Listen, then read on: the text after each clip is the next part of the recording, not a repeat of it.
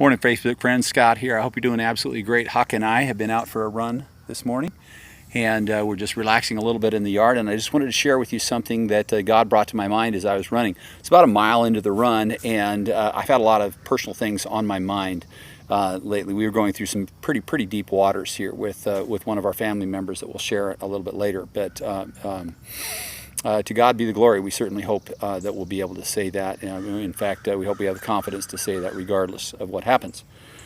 But I thought, well, I'm going to say the Lord's Prayer. And we attended Methodist Church, and so every week we say the Lord's Prayer. In fact, every morning when I get up, it's the first thing that I say, Our Father who art in heaven, hallowed be thy name, that one, right?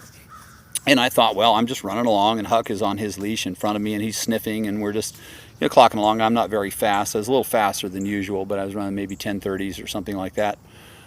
And that means 10 minutes and 30 seconds a mile. That's not very fast for you young people, but it's okay for me. And instantly, Psalm 23 came to my mind. The 23rd Psalm came to my mind. The Lord is my shepherd, I shall not want.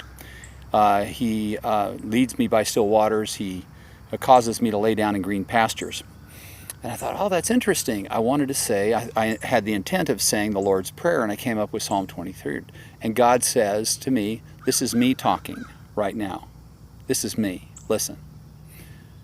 And I said, okay, God, what do you got going on? He said, I'm giving you this scripture right now.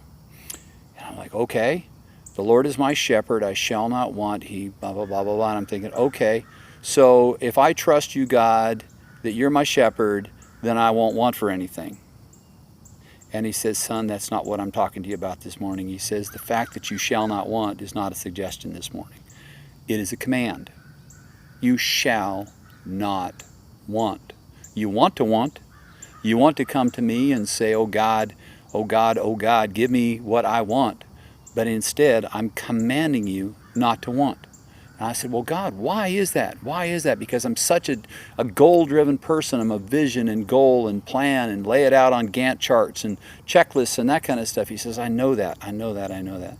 But on the other side of this command is you're trusting in me, that I'm working all things for the good of you and the people that I love, which are all of you, and the glory of this kingdom. When you ask that my kingdom come to earth, you must let the king be on his throne. And if you're going to let me be your king, you're going to let me be your shepherd, and I'm commanding you not to want. So that's a very hard thing for me to do. I want to be really clear because I'm a very wanty guy. Maybe I'm a really needy guy, I don't know, and maybe that's why I'm so driven in a lot of ways. But God says this morning not to want. I used to take it, as I said, if this is something maybe you thought about before, where I shall not want meant, hey, if I trust in God, I won't need anything or want anything. I don't think that's necessarily the case. A sheep running around under the shepherd's hook still can have hunger, can still have thirst, but the shepherd knows where the food and the water is, okay? And so if you command yourself not to want, it makes you more willing to align with the shepherd.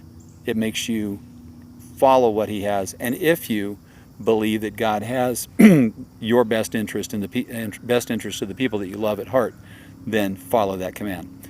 I hope this is interesting for you. It certainly was for me, and I hope you have a wonderful day. Talk to you soon. Bye.